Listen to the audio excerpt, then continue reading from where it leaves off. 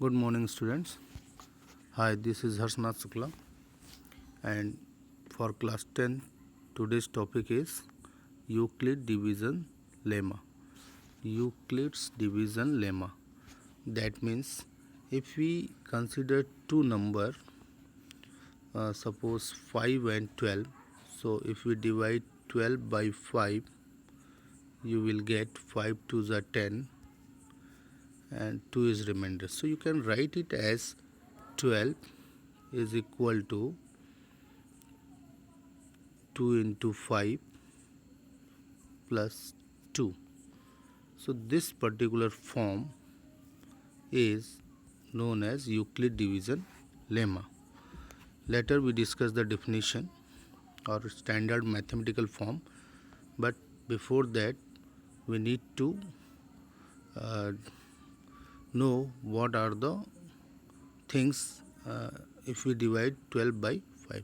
So here 5 is, you know very well what it is, divisor, and 2 is quotient, and this is dividend, and 2 is remainder. So if we divide mathematically Euclid division lemma, then we can say for each a positive integer, a, b, there exist q and r unique integer such that a is equal to bq plus r, where 0 is less than or equal to r is less than b. It is written here also, for given positive integers a and b, there exist unique integer q and r such that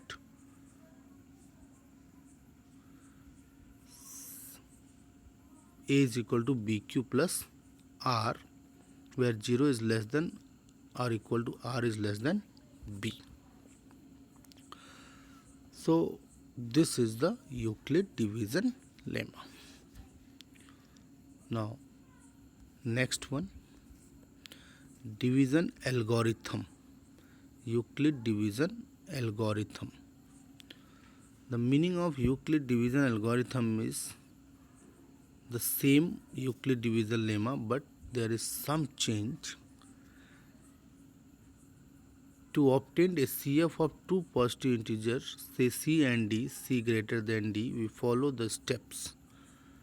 Apply Euclid division lemma for c and d, we get c is equal to dq plus r, 0 is less than r is less than d. If r is equal to 0, then the divisor is the SCF. Divisor d is the SCF of c and d. But if r does not equal to 0, we just continue the process till divisor should be 0. See here, if we consider two numbers 455 and 12, then we see 42, then 455 can be written as 42 into 10 plus 35 by Euclid division lemma. Next step, 42 can be written as 35 into 1 plus 7 by Euclid division lemma. Here you see 35 is the remainder, it is not 0, then we continue the process. Again we can write 35 as 7 into 5 plus 0. Here r is 0, that is remainder is 0. That's why we just stay here and see 7 is the SCF of 455 and 42. Similarly, we find others. Any other example you can consider and see that particular thing. So this is useful to find the SCF of two numbers. Suppose we can consider another two number. Suppose 42 and 28. So which one is greater? 42. 42 greater than 28. So we can write 42 equal to 28 into 1 plus divided what will be the 12 means 8 4 and 3 2 1 40. Again we write 28 is equal to 14 into 2 plus 0. So here remainder is 0. That's why 14 is the SCF of 42 and 28. So you can consider next examples, other examples. So see this particular example.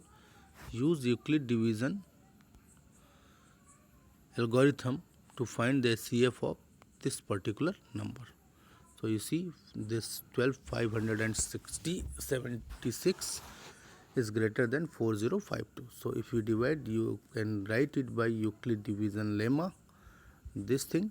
So here remainder is not 0. So again we can write 4052 is equal to 420 into 9 plus 272. Again remainder is not 0. So 420 can be written as 272 into 1 plus 148.